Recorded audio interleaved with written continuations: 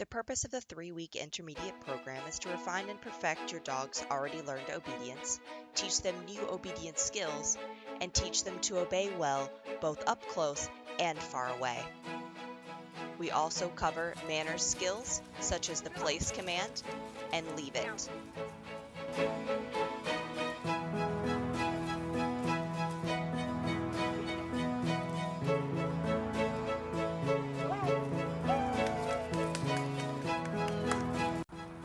Here's the progression of Sherlock's place command training.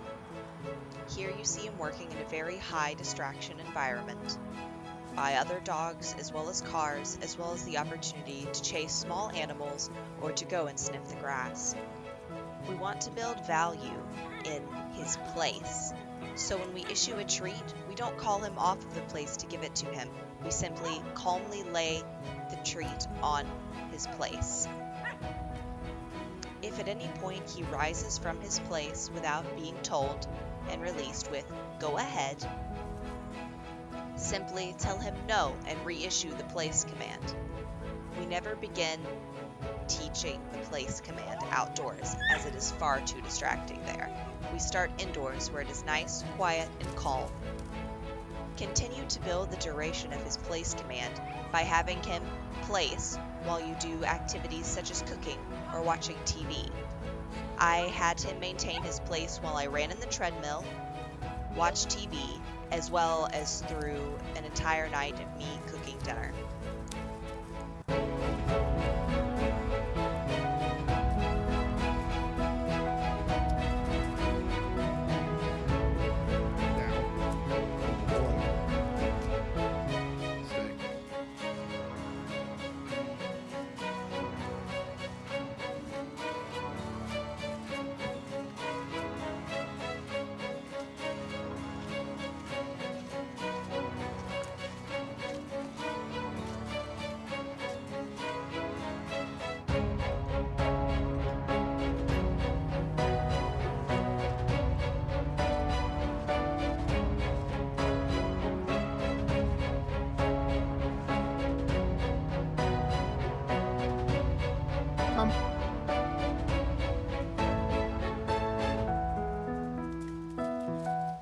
Sit. Good boy. Make sure that you maintain his manners that he has been taught here. Have him either sit or down before he enters or exits a door. This prevents him from being overexcited the moment he steps out, as it gets his focus off of his fun adventure and back onto you. Release him with "go ahead" when you are ready for him to exit. I recommend that you continue walking him on the prong collar for at least the next month until you are certain and confident in your walking skills. Once you have had time to practice and perfect your walking and your teamwork together, I see no need for constant corrective gear for Sherlock, as he walked very well with me, both with the e-collar, with the prong collar, and with just a simple slip lead and commands of heel and sit. What you're seeing now is the look command. What I want him to do when I issue the look command is look directly into my eyes. Once he gives me direct eye contact, not treat contact or my forehead contact, but direct eye-to-eye contact, I click with the clicker and issue a treat. Continue to build the duration of this by saying "look" and having him hold it for more than 5 to 10 seconds. He's been happy to hold the look command for about 10 seconds in high distraction situations, and can hold the look command for far longer in a low distraction situation.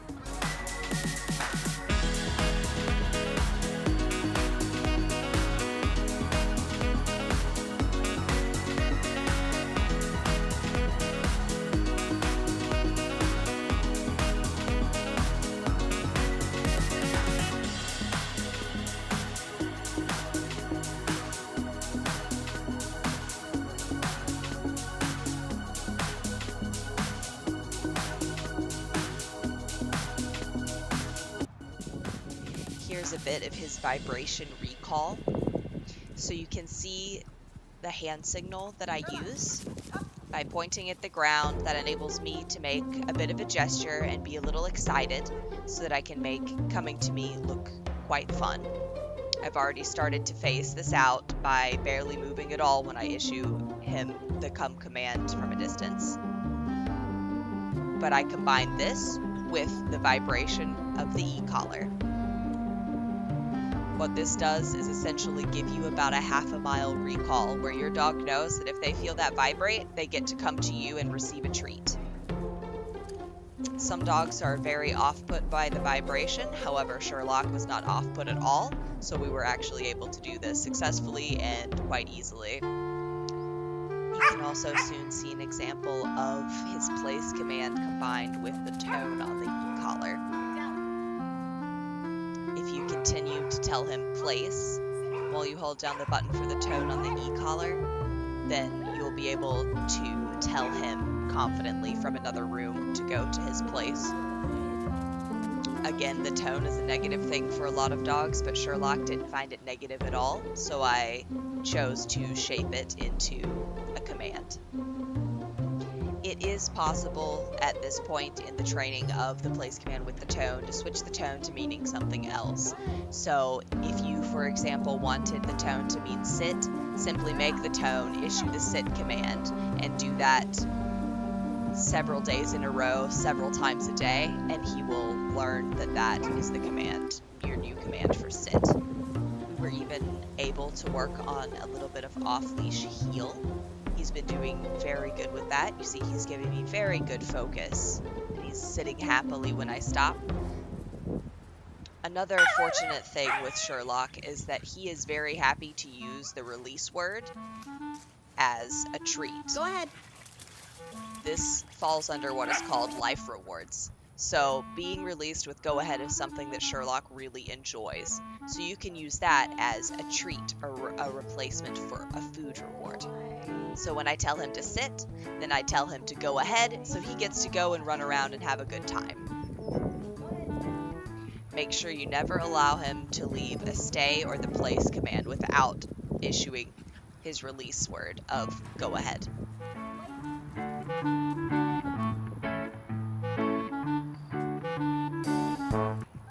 To solidify his place training, we made sure we did it in front of a variety of distractions, including multiple different dogs.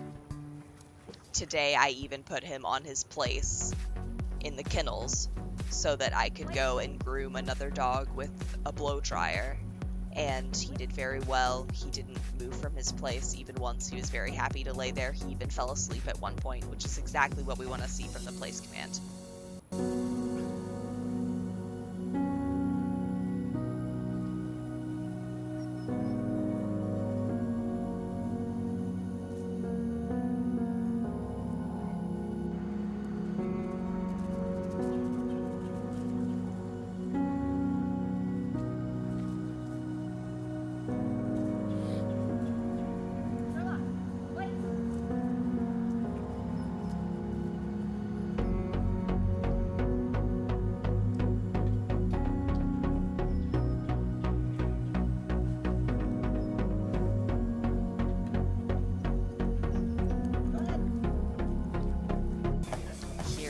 Happily laying while I was on the treadmill.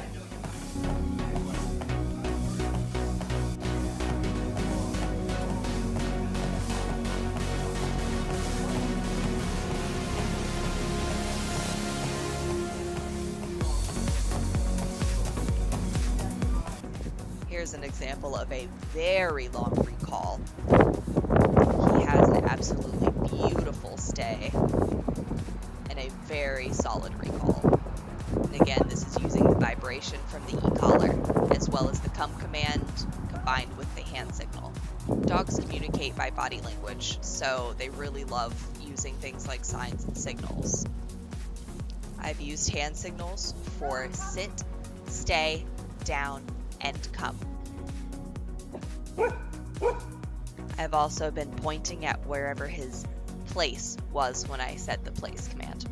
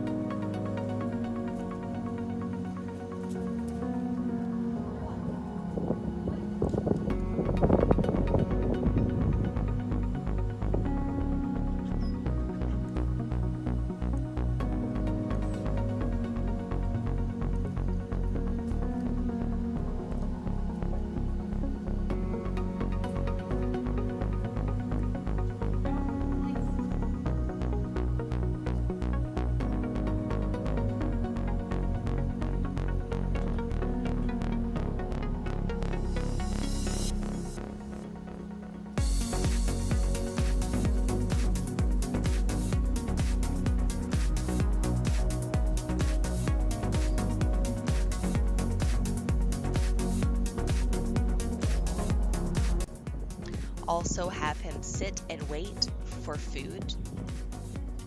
Have him sit, tell him leave it, and then tell him go ahead when you're ready for him to eat.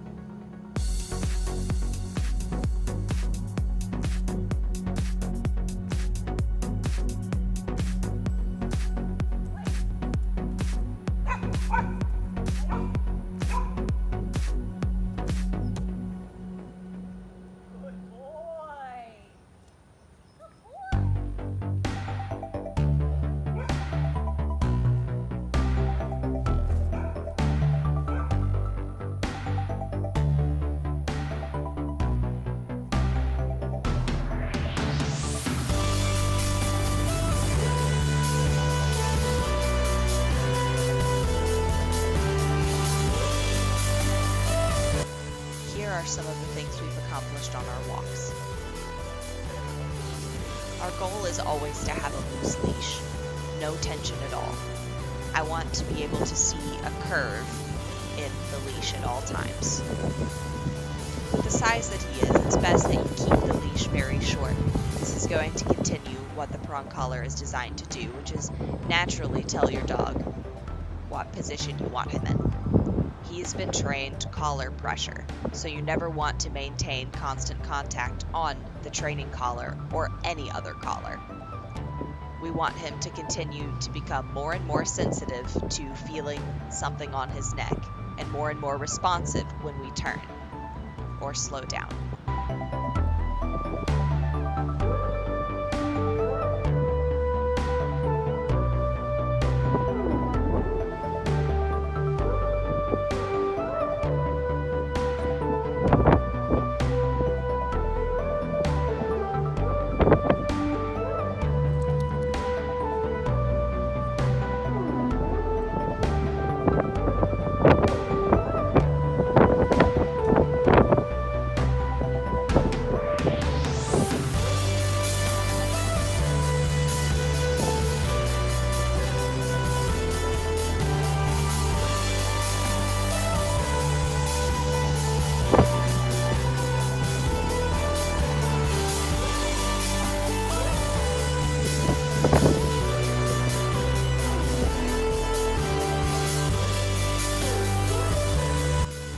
Continue to practice the commands while you're walking of sit, heel, and look.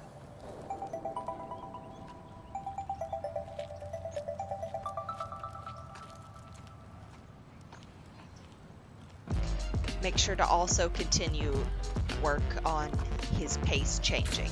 So slow down at some point during your walk and speed up at some point during your walk.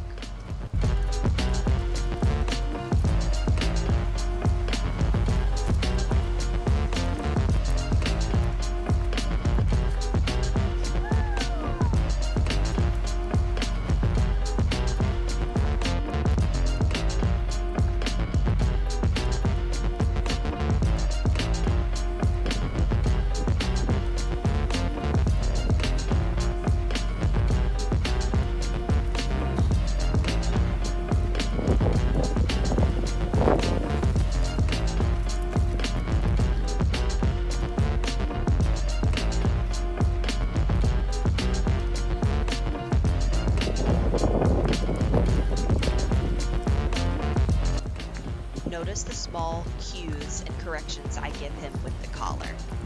I like to create constant conversation with my dog when I'm out walking them in high distraction situations. This is just a way for me to make sure that I know how my dog's feeling and my dog knows how I'm feeling at all times during a walk.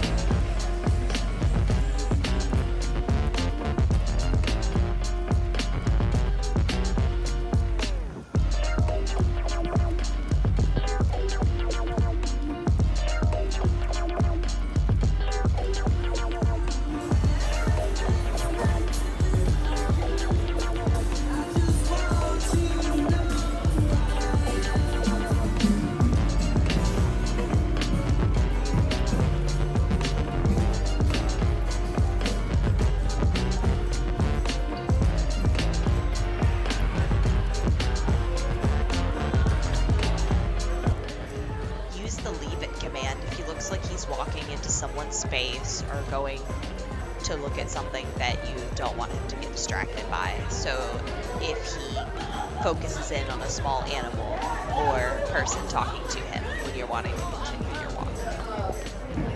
Do not allow him to sniff during walks. Nose to the ground and his head will be in the clouds. He will not be paying attention.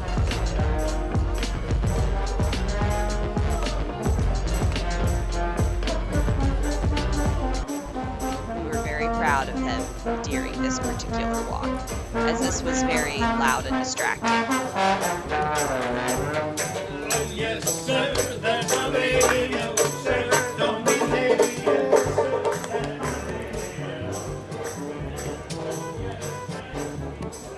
Make sure that he doesn't break heel for any reason unless you have told him to go ahead.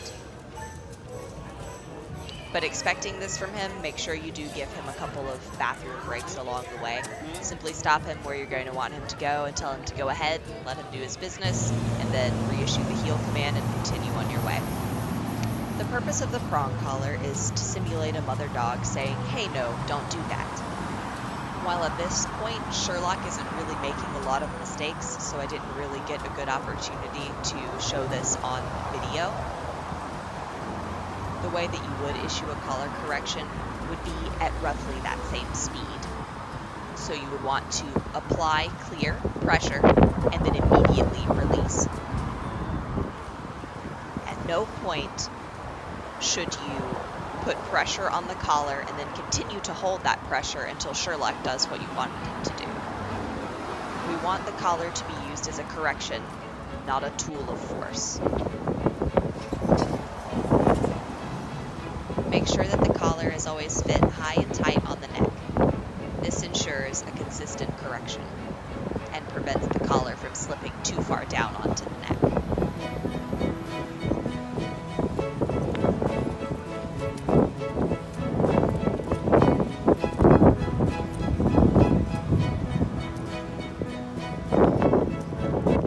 He responds very well to even slight leash or collar pressure.